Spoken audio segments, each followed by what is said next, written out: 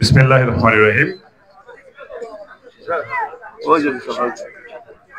আজকের এই স্বাধীনতা কাপ ক্রিকেট টুর্নামেন্টের ফাইনাল খেলায় উপস্থিত। আমি একটু সংক্ষেপ করি, আসলে একটু পরে হয়তো আজান দিবে।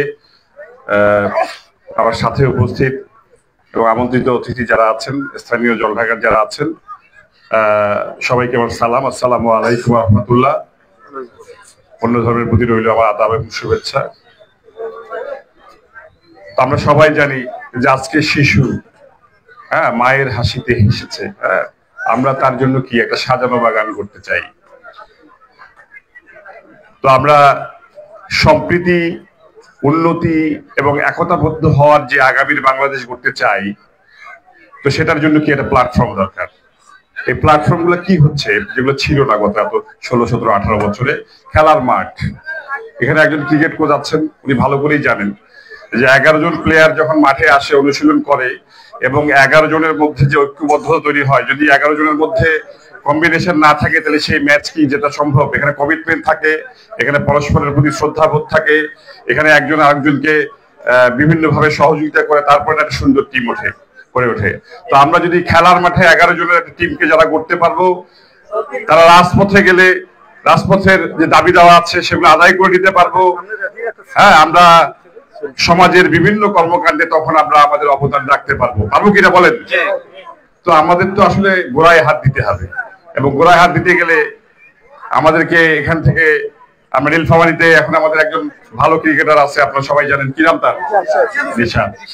আমরা জলঢাকার মাটিতে একজন নিশাদ চাই। সেজন্য কি যতগুলা মাঠ আছে, শুধু জলঢাকা এই যে স্টেডিয়াম মাঠ না, প্রত্যেকটা শিক্ষা প্রতিষ্ঠানের মাঠ, গ্রামে গঞ্জে প্রত্যন্ত যে মাঠগুলো আছে সেই মাঠগুলোতে ক্রিকেট নিয়ে আসতে হবে।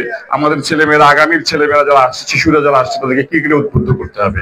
যেহেতু আমরা জাতি হিসাবে ক্রিকেট অনেক ভালো কিছু করেছি। আমি ধন্যবাদ জানাই ক্রিকেট অ্যাসোসিয়েশনকে, যারা দায়িত্বে আছেন। এখানে সাজুর কথা সবাই বলছেন, আসলে সবাই সংগঠিত করতে পারে না, সবাইকে দিয়ে সবকিছু হয় না। এই সময় এসে হয়তো চেষ্টা করে এককভাবে এত দূরে এগিয়ে নিয়ে এসেছে, সেই জন্য আমিও আমার দিক থেকে আন্তরিকভাবে ওকে অভিনন্দন জানাই, এবং আমি আন্তরিকভাবে ওকে সহযোগিতা করবো যদি দেখি যে ও বিভিন্ন ক্ষেত্রে বিভিন্ন পজিটিভ উদ্যোগ নেয়। আমি আসলে দীর্ঘ বক্তব্য দিতে যাচ্ছি না। আমি অত্যন্ত ধন্যবাদ জানাই, আন্তরিকভাবে ধন্যবাদ জানাই মিরগঞ্জকে। মিরগঞ্জ আমরা জানি যে অন্যান্য ইউনিয়ন গুলো থেকে ওরা একটু খেলাধুলা, বিভিন্ন সাংস্কৃতিক কর্মকাণ্ড একটু এগিয়ে থাকে। আমারও 2-1 বার তাদের বিভিন্ন অনুষ্ঠানে যাওয়ার সৌভাগ্য হয়েছিল। তারা জলঢাকায় এসে যে এই টুর্নামেন্টে অংশগ্রহণ করেছে, সেই জন্য জলঢাকাবাসীর পক্ষ থেকে ধন্যবাদ। এবং আজকের বিজয়ী দল জলঢাকা, তাদেরকেও ধন্যবাদ। এই ধারাবাহিকতা অব্যাহত থাকবে। আমরা মাঠে ফুটবল, ক্রিকেট, বিভিন্ন খেলাধুলা এগুলো থাকবে। মাঠগুলো যদি ফাঁকা থাকে তাহলে তো অন্য আরো অনেক কিছু তৈরি হবে, যেটা আসলে আমরা বিগত 16-17 বছরের বছরে আমরা মনে হয় না এরকম একটা টুর্নামেন্ট এখানে দেখেছি। কেউ বলতে পারবে না। তো আশা করি যে আমরা আগামীতে আরো সুন্দর বিভিন্ন সুশৃঙ্খল টুর্নামেন্ট হবে, এখানে ভালো খেলোয়াড় তৈরি হবে। এখানে যারা যারা আজকে সাজুকে সহযোগিতা করেছেন বিভিন্ন জায়গা থেকে, তাদের প্রত্যেকের জায়গা থেকে আমিও তাদেরকে ধন্যবাদ জানাই সাজুকে সহযোগিতা করার জন্য, এবং এই টুর্নামেন্টকে আজকে সফলভাবে যে সমাপ্তির দিকে নিয়ে এসেছে।